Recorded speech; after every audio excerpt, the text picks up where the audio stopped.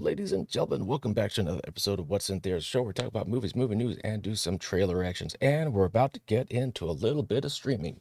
Why? Well, it's my channel, and I want to talk about Prey, the Predator prequel film.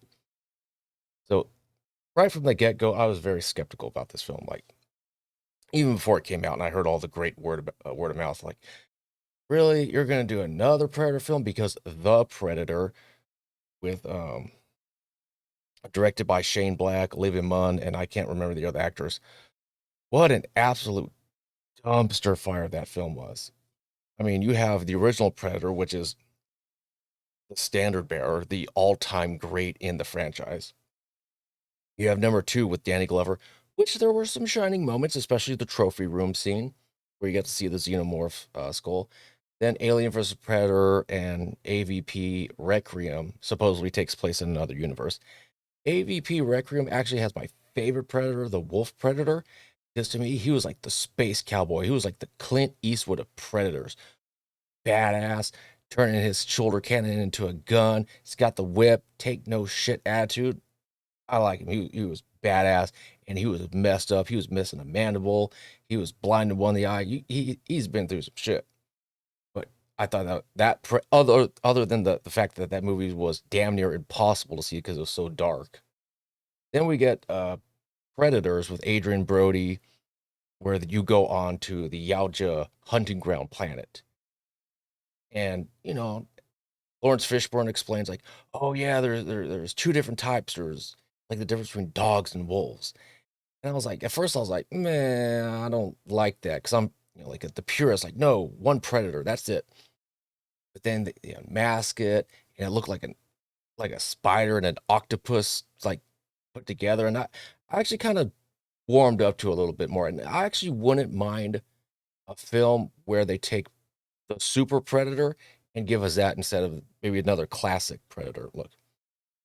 And then the Predator with directed by Shane Black. What an absolute dumpster fire.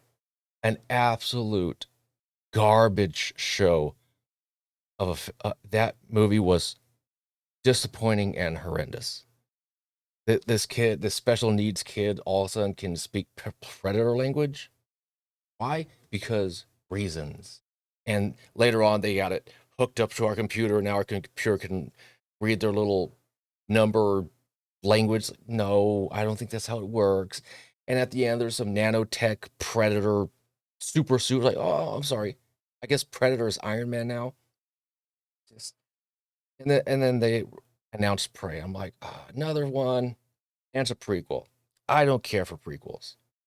That's just me. That I push the narrative forward, always moving forward, never moving back. But it's like, okay, and then it's going to be a female fighting off the predator. It's like, if Arnold Schwarzenegger, seven-time Mr. Olympia, and his band of muscular, sweaty, oiled up misfits with miniguns and grenades and machetes and submachine guns can't take out a predator, how is a 115-pound girl with a bow and arrow going to take out a technologically advanced predator? And this is not like bashing on a women thing. This I would, if the main character was a man, I would say the exact same thing. How is a 170-pound Comanche warrior with a bow and arrow going to take out a technologically advanced predator? Okay, so I'm like, all right. Then I saw the trailer. Okay, you got my interest peaked. You got my interest peaked. And I never had Hulu. I mean, I don't need another damn streaming service bill. Disney Plus, $7. Netflix, whatever it up, it's like 14 or $15. It's like HBO Max is like money, money, money, money, money, money, money, money, which is kind of why I like Tubi TV and Walmart's Vudu free streaming services. You got to watch some ads, but big deal. And so I heard this movie was fantastic. All right, let me just sign up for. I'm going to sign up for Hulu just for this film. I might cancel Hulu because there's nothing on that's really like shocking to me. But I was like, you know what? Let me check out this film. Let me put my expectations aside and let's just take it for what it is. Damn. Why am I still on this screen? This is where I should be at. This film blew any expectations I had out the water. This It was just sensational. First of all, it is a shame we didn't get to see this on the big screen. The cinematography, the beautiful scenery, the use of natural light.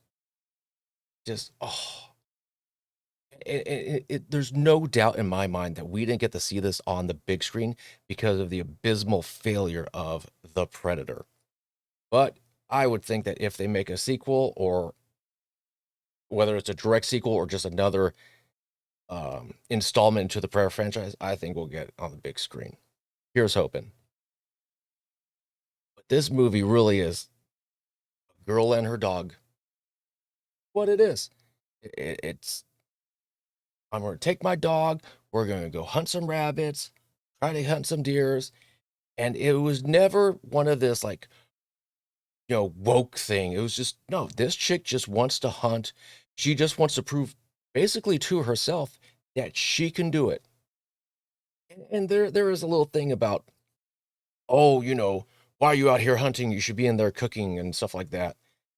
And, but she was never that, like, toxic, like that. So what you call like the toxic masculinity. To me, not at the same degree, but I got the sense that she was so well written. She was kind of like an Ellen Ripley, where she can take control, she can take charge, she can fight for her life, but at the same time, she's soft and caring and nurturing. She was never this, like, I'm gonna shave my head and fuck F all man, and I'm gonna fight every man, and I'm gonna whip out my proverbial wiener and just don't show all these men what's up. No, I never got that sense. I felt it was just a very well written character that just happened to be a woman. Now, like I said, not the, Ellen Ripley for the sake of the strong female protagonist. She's like the standard bearer. So not up to the degree of an Ellen Ripley, but there were she had the masculine and the feminine both at the same time. I thought they worked really well. And so it's just, a girl with her dog comes across a predator, kind of by accident, and she thinks it's this mythical monster that's like a fairy tale for children, and she makes mistakes. This is the great part about this. She wasn't like the Mary Sue where, oh, I showed all the men and everything I did was perfection. She messes up. She makes mistakes, but she learns from her mistakes. And sorry, the way she beats the predator is not through brute force, but through intelligence. And just you look at her and you care about the characters and even the environment, the way she uses the environment to her advantage. The predator, oh, what they're calling the feral predator. Ooh. Now, I know the director said that this predator was from a different hemisphere, um, of, I guess, Yaoja Prime, where he it was in some sort of tweet, but that explained everything, why his head is mixed shapen, and it has something to do with heat sensor organs, and then like the helmet connects, and because he has like naturally, I guess, lousy vision, that's why the biomask is the way it is. That he is more sensitive to heat, and then he tries to retain water. It's all in the tweets by I think the artist. I'm not going to look it up, but it was good to see another iteration of the Predator. Now, I don't know if this is a variant of the classic Predator, a variant of the Super Predator, or maybe it's just another variant of the Yaoja, the species. So maybe now we have three different types of predators. But this film was utterly fantastic. Just blew my expectations out the water. It was like an hour and 40 minutes. You could say like in the first third it kind of dragged, but then you could chalk it up to, like, character development and learning the characters and what motivates them. And that's fine. I got no problem with that. But now I'm curious because of the fantastic reception that this has been receiving, if they're going to make a direct sequel, or if they're just going to drop Predators into different timelines, like feudal Japan. So now you have the Predators versus samurais and ninjas, Predators versus Vikings, Predators in the Civil War, World War One. Oh man, what a absolute pleasant surprise. So, oh, let's see if I can get this right. Let's see if I can get. Oh, son of a bitch. Sorry about that. I don't know why I did that. Let's check this out. Prey becomes Hulu's all-time #1 premiere. The Predator prequel outdid every other premiere in the streamer's history. That is very promising. Looks like if it bleeds, it can absolutely kill it on Hulu.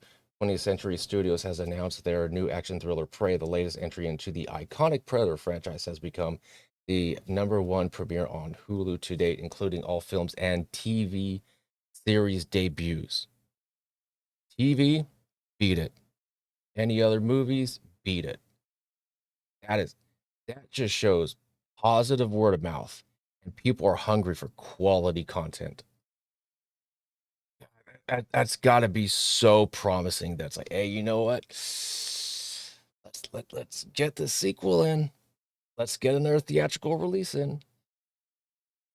Prey is the fifth mainline film into the Predator series, as it is set in 1719 as a young Comanche woman named Naru, played by Amber Midthunder. How great a name is that? It's like an Indian name as it is. Midthunder. I like that name. Faces off against the technologically advanced interstellar hunter as she tries to both survive and protect those she cares for. In addition to this milestone, the film was also the most watched film premiere on the Star Plus in Latin America and Disney Plus under the Star banner in all other territories based on watched hours in the first 3 days of its release. The film has not only gotten a lot of eyes on it, but has been very well received from both critics and audiences, with the film being the highest rated Predator film by critics on Rotten Tomatoes at 92%. Oh my. Beating out the original 1987 film, which sits at second place with the 80%. Many from within the industry has also praised the film, with original star Jesse the Body Ventura praising the film, calling it a thoughtful, creative, and wonderful film. Awesome. Let's see. Hopefully, this doesn't do it again. But co- color me intrigued and blow me away. I It is fantastic, absolutely fantastic that this film was not only great, everyone's loving it, and it crushed on Hulu. Awesome. Anyways, that's my review and a little synopsis of, hey, it came out to be #1. Let's get the next theatrical release. Anyways, as always, take care and take it easy.